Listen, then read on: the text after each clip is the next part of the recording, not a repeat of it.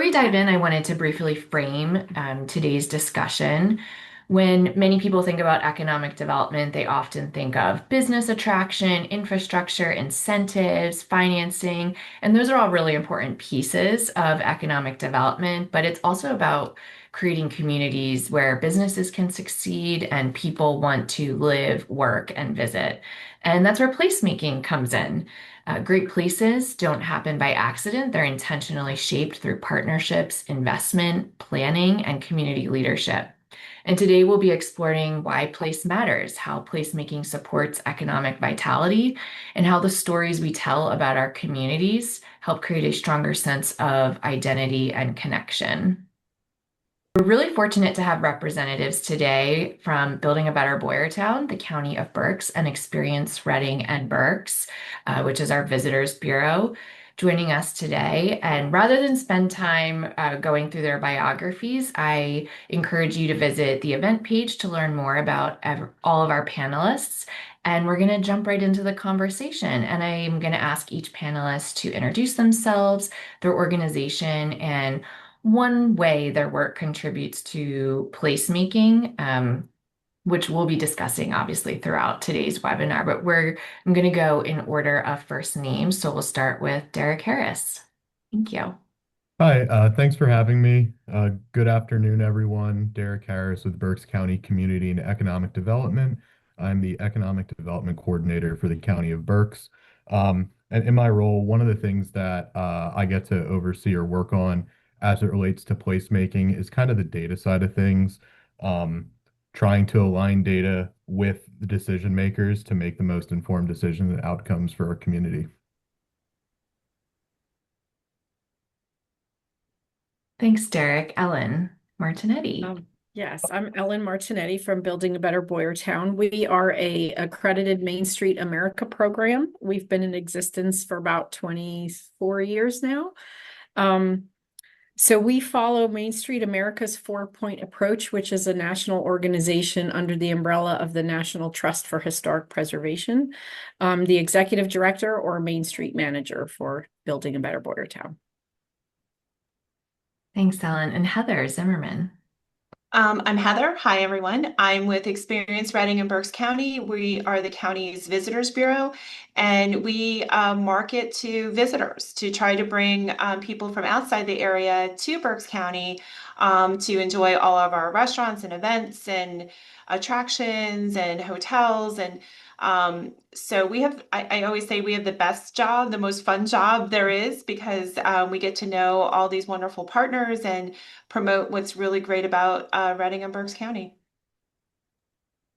Thanks all for introducing yourselves. So we're going to start off by talking about what is placemaking, and I think it's a little bit different through the lens of each of your organizations, but when you hear the term placemaking, what does it mean to you? Ellen, do you want to start? Yeah, so placemaking is it's a huge umbrella. It's not just about it's making things attractive. It's preserving your like for Boyertown, we have a lot of historic buildings, architecture. So we work to preserve the streetscape of our downtown. It's also about giving something for the community. It's not, we always talk about tourism and bringing people in, but that's just a piece of it. It's also about making Boyertown a place that people want to stay and work and live or live here and work somewhere nearby, and provide that walkable downtown area and services and amenities that many of us look for wherever we live. So and it's also telling the story of Boyertown, the history, the past. Some of it may not be great, but we move into the future, and you have to grow in order to keep the town running and businesses thriving. So always evolving along the way with changes in the economy and different demographics of people who live here, different age groups. So placemaking is kind of trying to create all the things. It's a lot, and you're not just thinking about what you personally might like, but what would someone else who's in their 20s might like, or an aging population might need. So yeah, it's lots of things. It's not the tourism piece is part of that and the story of the town, and that helps thrive the economy as well. But yeah, it's about all those things.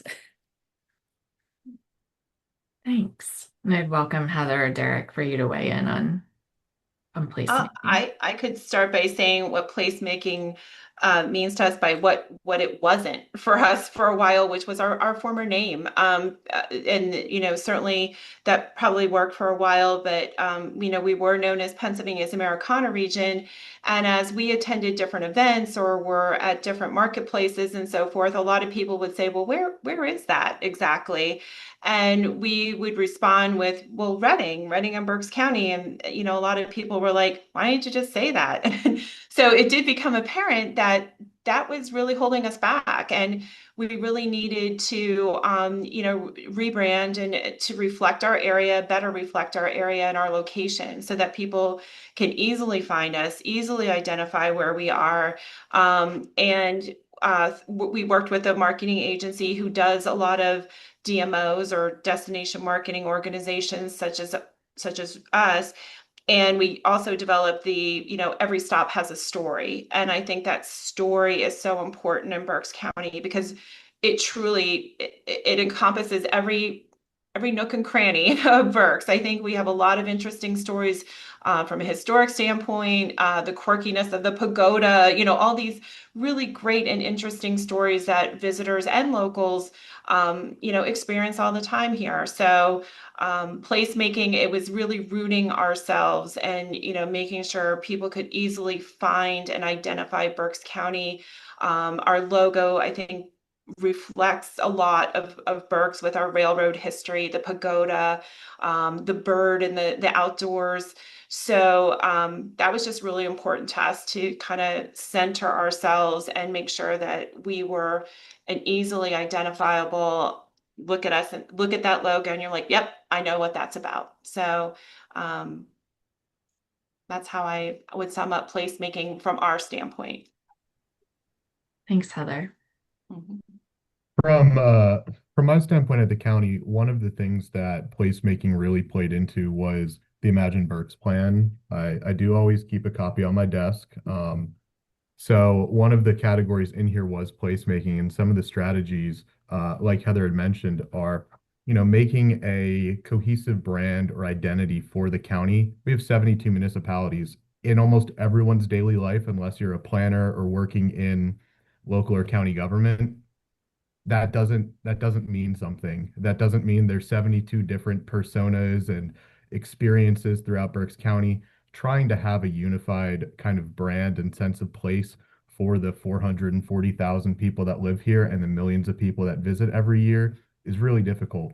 But working together with a lot of the organizations, with our main streets, and Ellen, and I see Nick is on the call as well, and I'm sorry if I'm missing anyone, but working together to kind of create that sense of place that is identifiable or does have a recognizable name or brand to our regional partners is really important because, like was mentioned previously by Alan and Heather, it's not just about people coming to visit here for a weekend. We love that. That's great. We want people to live here and to be able to, set down roots, work here, start a family, kind of all the above. And the wraparound to that is placemaking. If a space isn't activated, it's really hard to see yourself spending time, or if you're a business owner, investing in a place where you have to envision what the street looks like when there's 20,000 people there on a weekend for an event.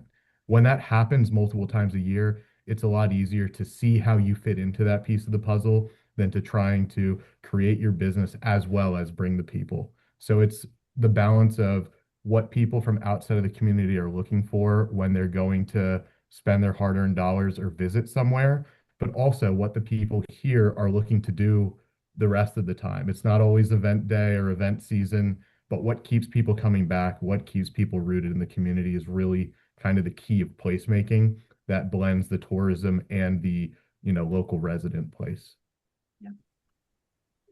Thank you. And I think that's a really great segue to discussing some examples of placemaking initiatives that have, been intentional projects and work to enhance or create place in our community. So I'd love to talk about what are some projects or initiatives that illustrate placemaking, and who was involved, what partners were involved.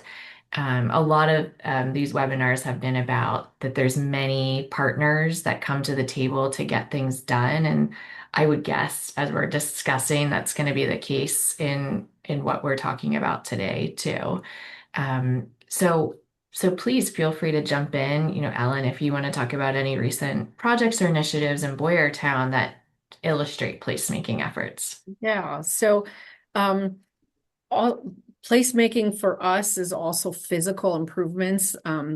Like maybe 15 years ago, we redid part of our Main Street, East Philadelphia. And we have two state highways going through Boyertown, so it's a lot of challenges to it's PennDOT road, getting things done and improved. But we did get grant funding back then to put in, decorative Victorian streetlights and decorative brick ribbons in the sidewalks, and that just visually really helps. We've gotten several facade grants through the Department of Community and Economic Development with the state of Pennsylvania.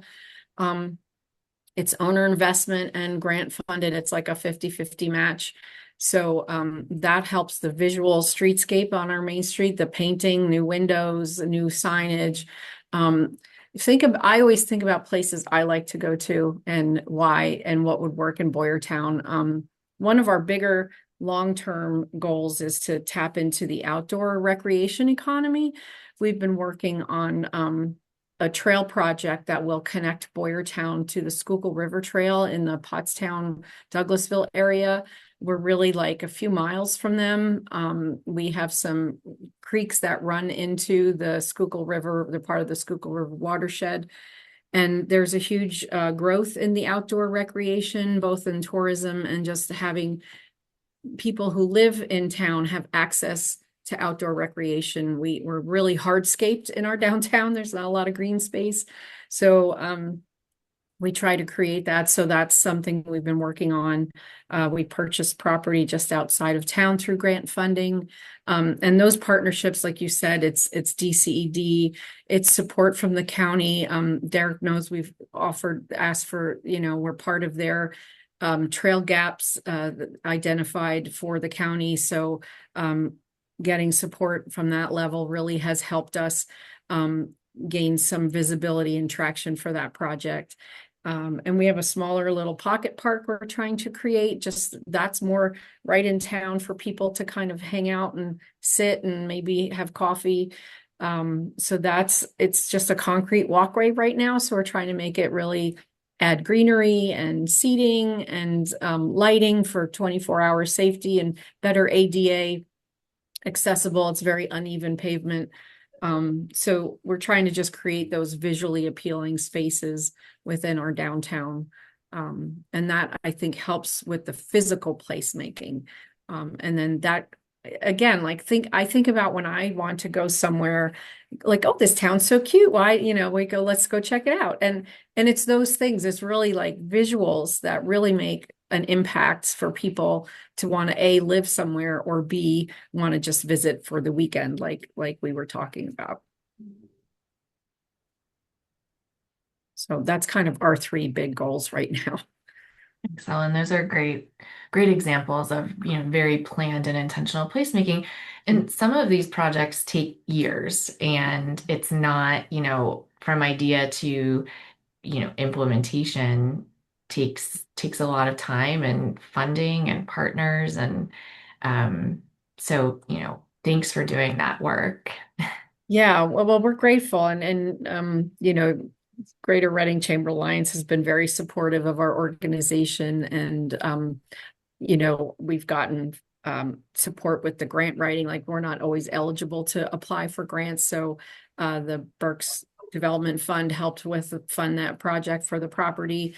And again, it's like making those connections with people and organizations that have helped us get to the finish line or at least start a project. Like even that walkway, I've been working on that project for 3.5, 4 years. And like it was designed 2 years ago.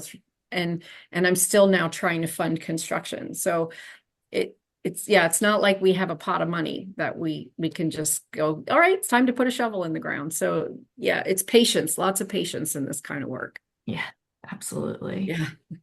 Heather or Derek, would you like to add anything on, around examples of sort of placemaking in action?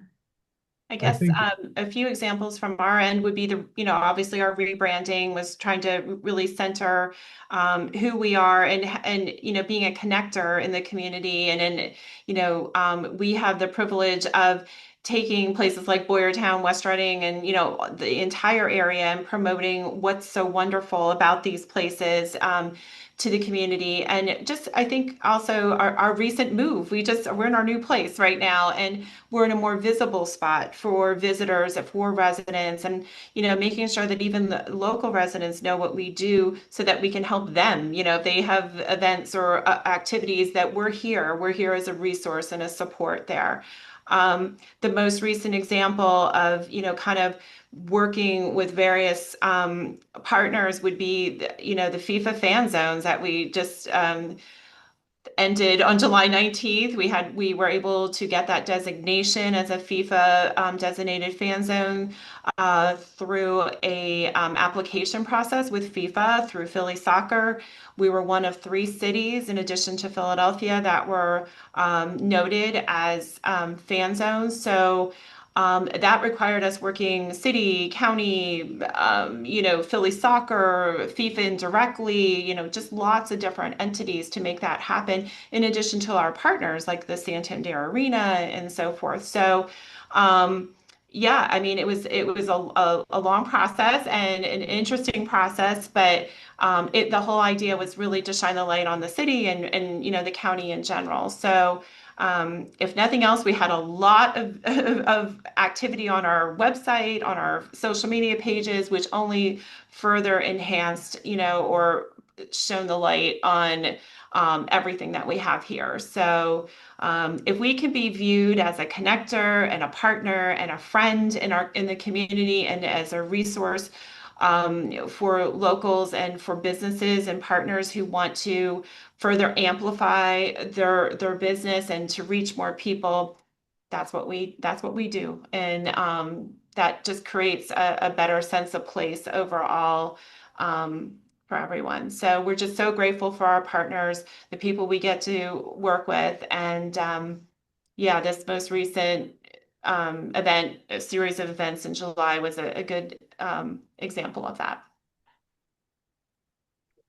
Yeah, and I think to build off that, economic development is certainly a team sport, and community development, you've got even more players that you need to get involved. Right. The timing for grants and the runway you need for what feels like a small project that, we'll get this done by the end of the season. Those things take a long time and require a consistent vision and leadership to really move them forward. And, when you get at some point you're going to get denied a grant if you apply for one because you're not going to get everything you apply for, which I'm sure everyone on this call is familiar with. You have to have that plan B or what's next, or are we willing to wait again to hear back 18 months from when we apply to potentially hear a no? And when you have, multiple partners at the table, you're able to work some of these projects from different angles to really keep the momentum moving forward because a lot of this stuff does take time. But that doesn't mean it's not important or not valuable. I think when people see something not moving forward as quickly as they'd hope, you're expecting someone to come in and kind of save the day or fix something. And that doesn't always happen. And especially if you're relying on private foundation money, state grants, if you're going after federal grants, there's a lot of questions and things you learn along that process. So when you have a well built out team of different community partners, it really makes the ability to move that placemaking ball a lot. You can move it a lot faster and move forward a lot quicker when you have the people working on different aspects of it. Because if you don't get a win in one area, it doesn't mean it's a total loss for the entire community. If someone else gets a grant that you applied for in another area, they're probably not going back for that same grant next year. So that's your opportunity to go back. But, when we're working at it from kind of a countywide perspective, we are trying to invest throughout the county and not focus in one area. So whether it's the Hamburg State Street Kitchen or the Kutztown Strand Theater or building a better Boyertown. We recently had a property tour with the Reading Berks Association of Realtors showing some of the upgrades, improvements, investment realtors and private citizens are making in these communities. It helps build out that momentum and excitement for what the next big thing is. And, the little wins help keep you moving in the right direction as you're waiting to land, the big one. Yeah, thanks, Derek. And I think one of the things that, we've talked about infrastructure improvements, events, things like that. And one of the things that I always think about with placemaking is sort of the arts and how that plays into place, particularly with public art, which we're so fortunate to have throughout our communities across Berks County. And that sometimes is a quicker, but still requires planning, permission, hiring an artist, paying for supplies, and then the maintenance of that public art. And, what's the plan 5 to 10 years from now, or even sooner? So arts and culture play a really important role in placemaking in our community.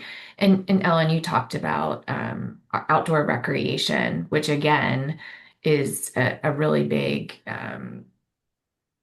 win for our community, not only for visitors, when we have award-winning trails for mountain biking, but also, our access to the Schuylkill River. And I think I didn't put a lot of thought in this, but I think 4 out of our 5 Main Street communities in Berks County have connectivity or are very close to the Schuylkill River Trail. So that's huge, and it's a well-known trail system throughout the Northeast.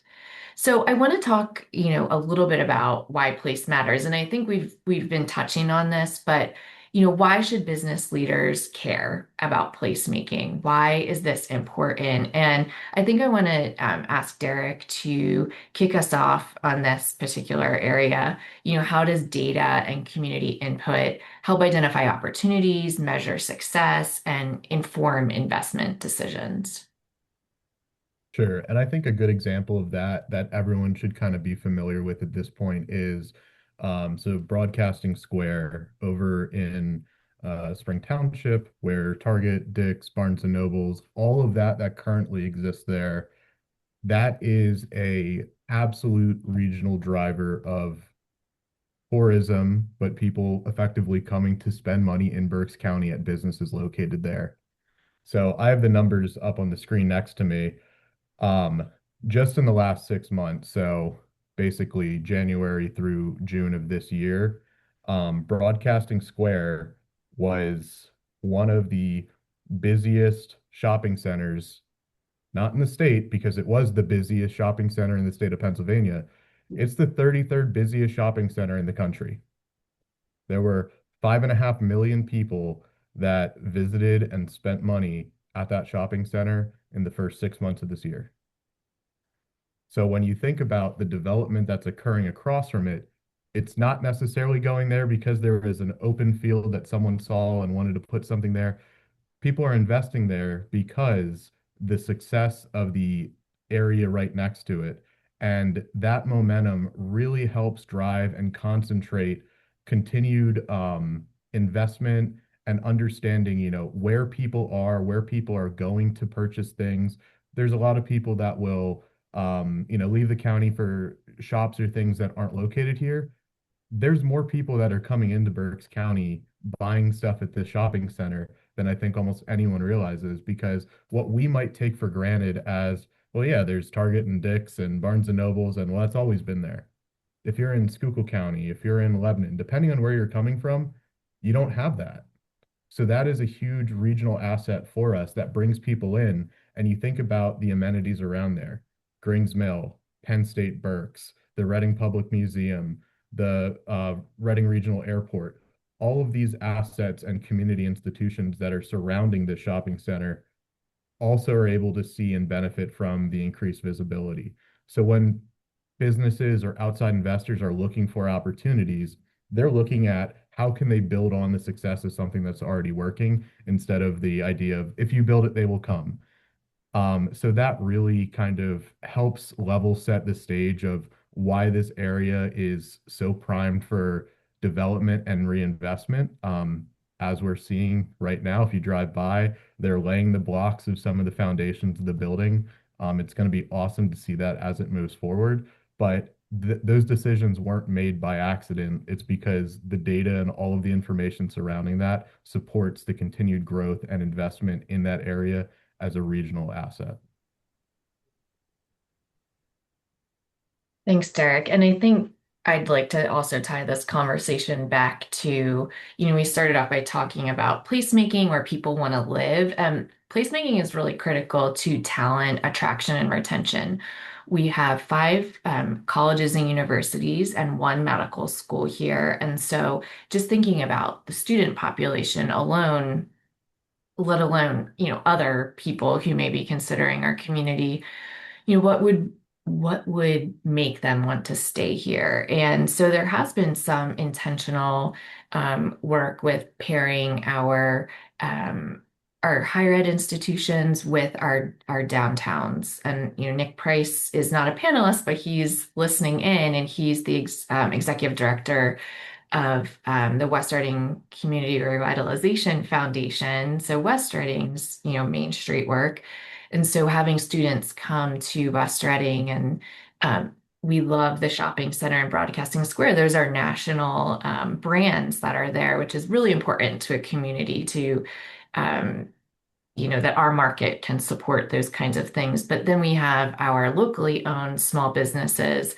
And I know Nick always says, in really any of our main streets, we want the students to experience it. So when their parents are in town, they're going to go eat there. And that's, I think Heather could speak to this. A visitor is sometimes the first experience you're having with a community. And Ellen, you were talking about this. When you go to a community, what are they doing that's working well? And being a visitor is that first touch point, right? And then you can start, planting the seeds of you could get a job here, you could live here, we have a low cost of living, all of Right. those things. I think one thing that to keep in mind too, and Derek referenced this large project in Spring Township that requires a lot of crew business, that comes into town and other, different people that will relocate here to manage, different businesses and so forth. So they're staying in hotels, sometimes for months on end when they're here, but they're also getting a taste of like what it's like, to live there, to live here. Because they're temporary residents or permanent residents after 30 days in a hotel. And from my prior hotel experience of 30 years in Berks, I can tell you that they're asking at the front desk, well, if I wanted to live here, where would you suggest? And what are the good school districts and stuff? So there are people who definitely their interest is piqued, when they're here for business, for pleasure. They've had a good experience here doing what they came to do. But then also they give that some consideration because they're like, you know what? I really can see myself here. I like what I'm seeing. I feel at home here. So, from our standpoint, even though we are, obviously trying to bring people in, because through hotel taxes, how we're funded and so forth, and that's the longer people stay, the more economic impact they have on the community. It's also, it's very refreshing to also hear that they're considering coming here and staying here permanently. And I think it's because hopefully the what we do as far as marketing makes everyone feel if I go there, I feel like I belong. Like no matter what I'm into or what I'm there for, I feel good about being in Reading and Berks County. And I'm hopefully through our marketing that's kind of the feeling and the stage that we set. And We love the visitors, we love all the people from out of town, but if they decide that they want to stay here, and that's, certainly a real possibility, that's even better. That's just even better for our community. And when we were talking a little bit about storytelling and connecting people with place, can we talk a little bit about what that has looked like, like a deeper dive on what that marketing and storytelling examples of that? We're about to dive into some quarterly storytelling with Bell Media Group that we're going to use on our website and also on our social media. But you can see that theme woven through a lot of our marketing. We reference back to this, the story starts here, tell your story here. In some of the different language that we use in our ads and so forth. Our new website is just launched at the end of June, and it has kind of a travel log or postcards, kind of feel to it to kind of give it that nostalgic, like, boy, this is a souvenir, a memento. It's the story of Reading and Berks County, and kind of has that visual look and feel to it. So it's kind of interwoven into everything we do. Like, every time we're looking at a marketing piece or an opportunity that's out there, what is the story? We're venturing into newer opportunities that we didn't do before. We're in birding magazines, train magazines. Makes sense. So we're trying to capitalize on, different things that make us unique and are that, kind of shout out Reading and Berks County. And so you'll see it in our language, you'll see it in the visuals, you'll see it in what we're choosing to participate in. We're starting now in August. We're going to be attending Student Youth Travel Association to bring buses for field trips. Field trips for overnight, because of our location to New York and DC. We're a great spot for overnights for student groups. But we want to start these folks young so that they're like getting a taste of Reading and Berks County, maybe when they're in middle school or high school, and being like, you know what, this is inspiring. Maybe I want to go to school here, in college, or, tell my parents I want to come back. I didn't get to do everything that looks fun here. So, yeah, it's kind of like in everything and everything that we do. We kind of live and breathe it here. So hopefully you're all seeing that's being conveyed out there. But yeah, that's how we're doing it. Yeah, we've have hosted some large events throughout the year. And back to your business question, like, not everybody who comes to the event may go into some of our retail or restaurant businesses, but I always say it still gives visibility to our downtown when we're pulling in 4 to 5,000, 6,000 people per an event. And even people who live here, we frequently hear from people like, oh, I didn't know this was here. And I live, just outside of Boyertown, or I didn't know Boyertown was so nice, or I didn't, so those things are important, and we're unique that we have a lot of heritage tourism in our town. And Heather knows that we have the Colbrookdale Railroad, the Boyertown Museum of Historic Vehicles, which is like a Berks County transportation museum, and the General Carl Spaatz Museum, who was a World War II general who also started the Air Force, U.S. Air Force, was born here.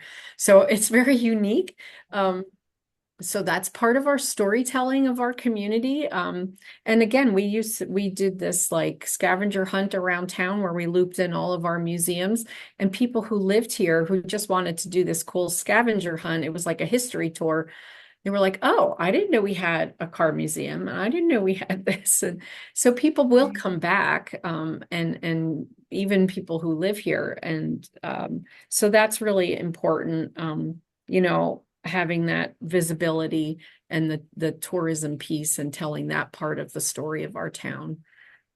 It helps bring people here, and it's even important for people who live here. They become proud of the heritage of our town and how it was formed, and very unique for us.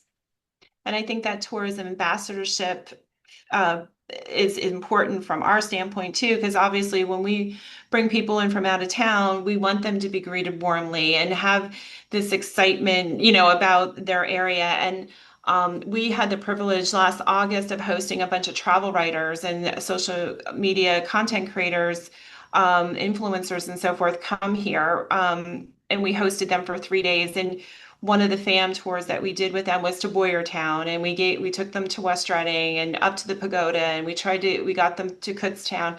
We were trying to jam as much into those 3 days as we possibly could. But it was almost like a speed dating kind of feel. But what it did is it inspired them. They were then like, oh, you know what? I just loved my experience in Boyertown or Kutztown or Hamburg.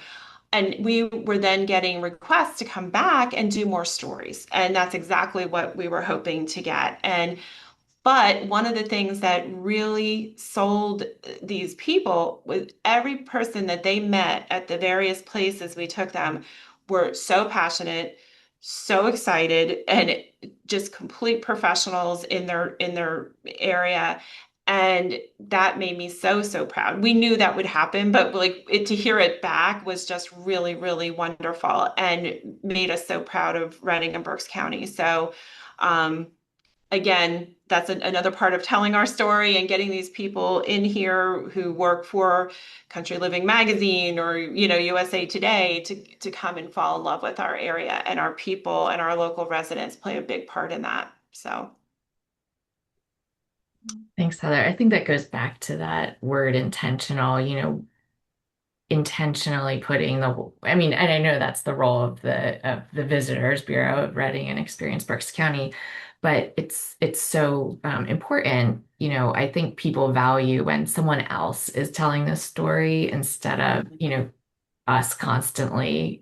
We all right. love our community, but it's great when other people show the love as well. I think that's really important when we're talking about storytelling. Yeah. So as we're looking ahead to the future and, thinking about placemaking, what opportunities do all of you see? And then my follow-up question is, what role can businesses and residents play in, future opportunities or even today? I think one of the big things is as we kind of move to the future, the way people absorb and interact with information is continuing to change and trying to meet people where they're at in terms of the content we produce, where we put it, who our target audience is. One of the good examples for that is so bountifulberks.org has a farmers market food map and guide, and there was a physical copy printed recently that has over 250 uh, farm stands, farmers markets, places to purchase and get local produce. That is a tool that should be utilized by people locally, but it's also a great way to get people into the community. As people care more about where their food's coming from. Right now, I'm sure everyone is familiar with the dreaded lettuce. Like, don't get lettuce on your burger, don't go to Taco Bell, all of these things. If you're going to a farm stand or you're going to a farmer's market and they're selling their local produce, you're not worrying about it getting tainted in the supply chain or there being issues of it coming from wherever there might be an outbreak when you're buying it directly from a local producer and being able to go on your smartphone or go on a website and pull that up and look and shop for things and keep that money in the local community. That's really important, and that really helps build sense of place.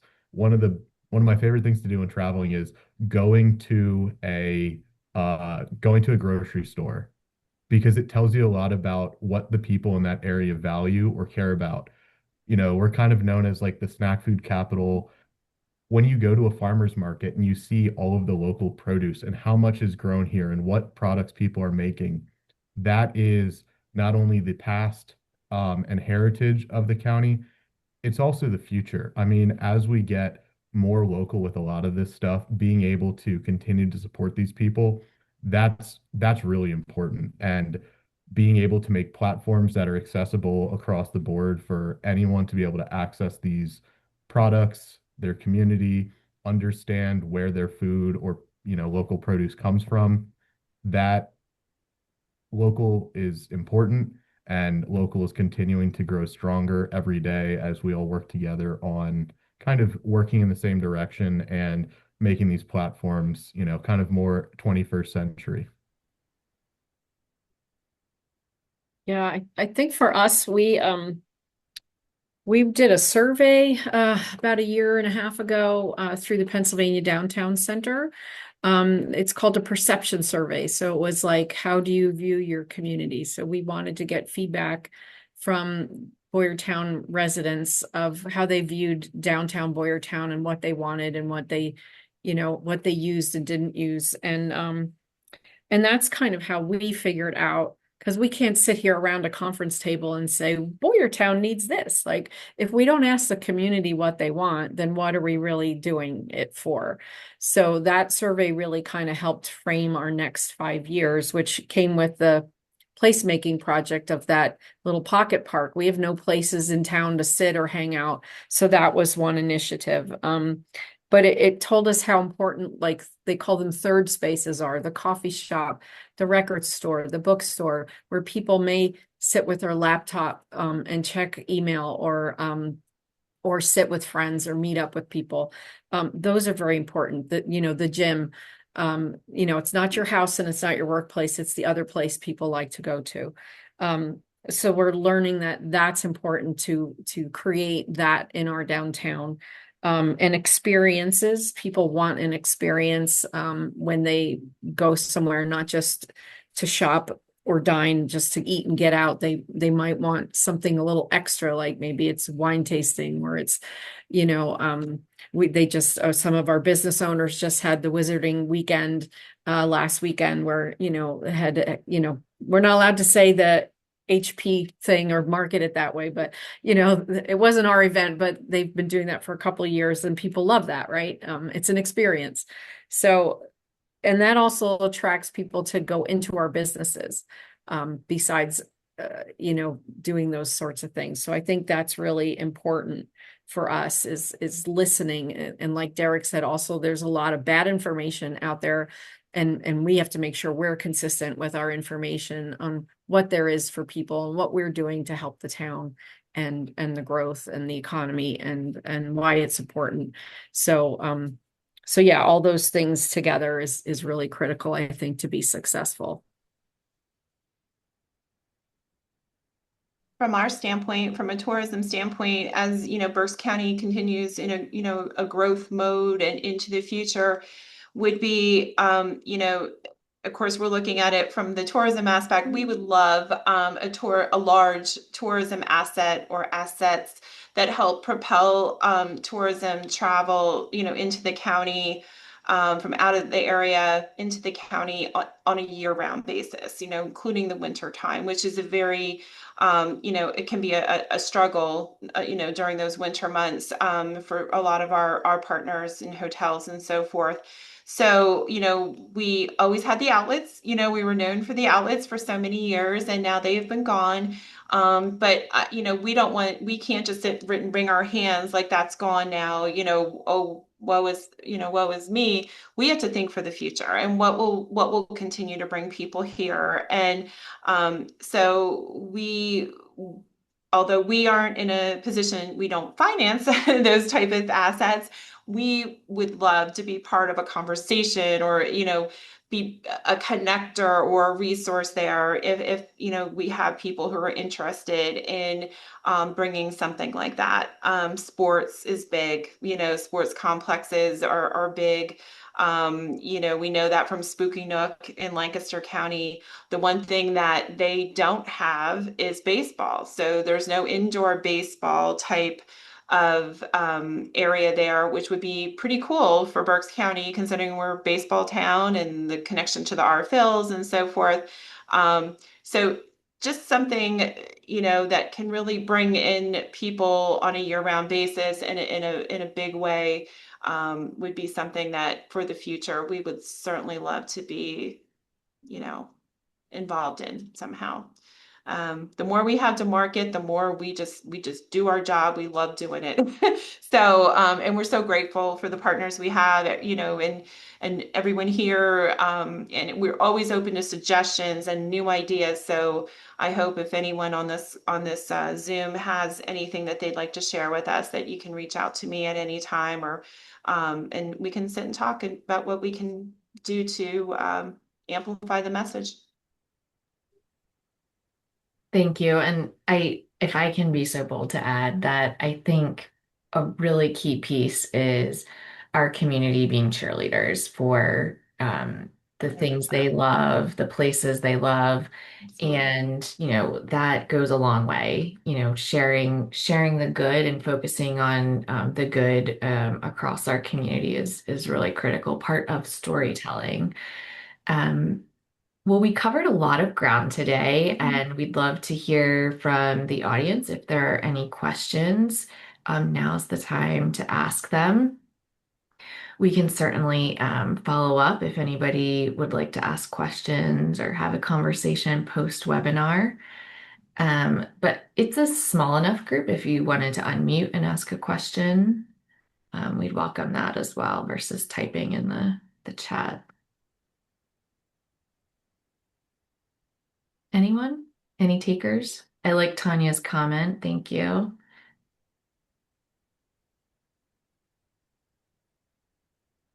Yeah, Tanya, I'm reading what she wrote. Downtown food programs should require that a portion of award funds be good. Most of the time when we're going after funding, it is for a specific placemaking project. So and when you write a grant, you can't like suddenly allocate money for something else. So it's almost like you have to determine what that community identity project is or the public space project, and then find the grant that fits that program. Because you can't we're not allowed to take that funding and say, well, this is for the walkway, but we have this other project. So I'm not sure if I'm answering if that was a question or if I'm clarifying that for you or not. So if I'm wrong, just let me know.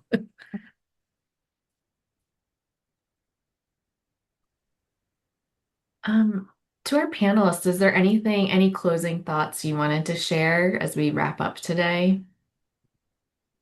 I think Um, I think what you had said about, being a cheerleader, it's really easy to go on social media and see bad experiences, and when people have had, if an event gets rained out or if they've had one bad experience, you don't see quite as often when people have good experiences. Um, and that goes for everything. Like if you thought you had a decent time or you had a good night and you don't even think about it. You're like, "Oh, yeah, it went off without a hitch. It was totally fine." Leave a review, post something, take pictures, tag them. All of that stuff. If you want that business to stay open or continue to be vibrant and get new people in the door, you don't need to keep it a secret. Like it's great that you've got a, hip pocket favorite restaurant, but tell people about it. That I think that's one of the biggest things is, that you're gonna have times where if you go to a brand new place and it's the first day and they're mobbed and you didn't have a great experience, give them another chance. You Right. know, try again.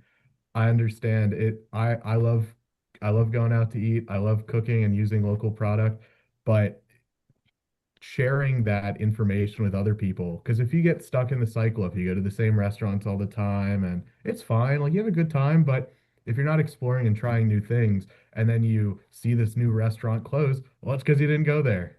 Mhm. And the next person that wants to open that restaurant or have a cool idea, they're like, man, if they couldn't make it, how am I going to make it?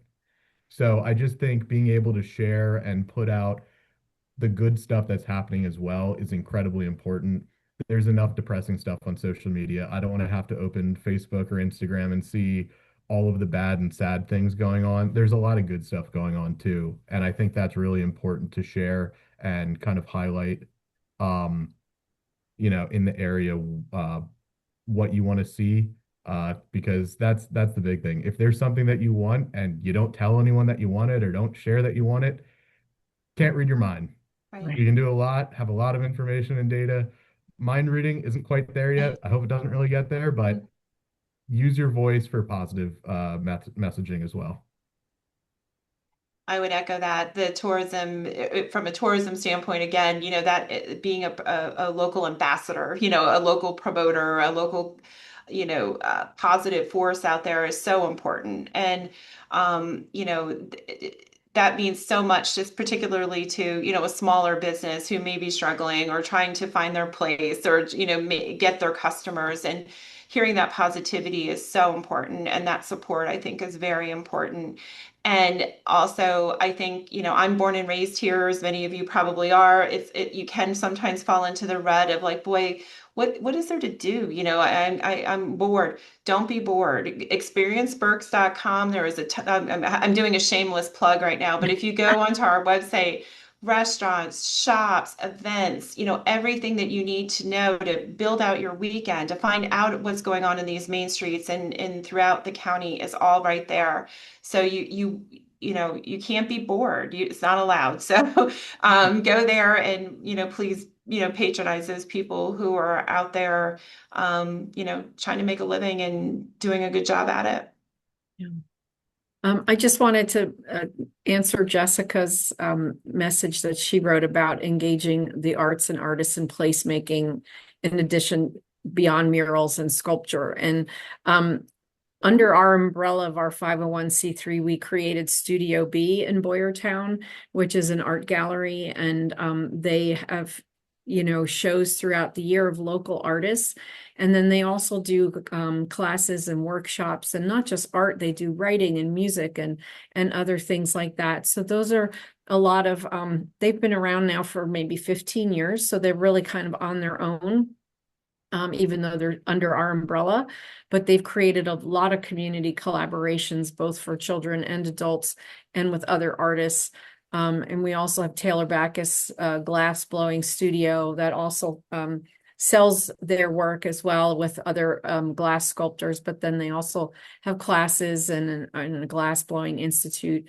So those are things that are great. Depending on where you are, Jessica, like some communities do First Fridays. I know West Reading does Art on the Avenue, a big kind of art show festival. There are things like that that are always great to kind of pull in with other artists or we used to do First Fridays. We haven't done them in a while, but we did like an Artful August theme and had some artists like plein air painting out on the street. So there are ways to do that if you live in an area with either some sort of economic development group or Main Street program. Like they would probably welcome having some new ideas. We call that would fall under our promotions committee, some kind of events like that. I would And placemaking projects, you can always incorporate art into that, no matter what you're doing. So yeah, I would add I think with the Goggleworks continuing their kind of expansion, um and I see Jen Stolfus is on the call. The Thorn Alley stage, like that is a new kind of event space for whether it's dance, music, live art. There's a lot of different ways to utilize and engage that space. And some of the other organizations in and around the city that do a great job of placemaking and bringing the community together.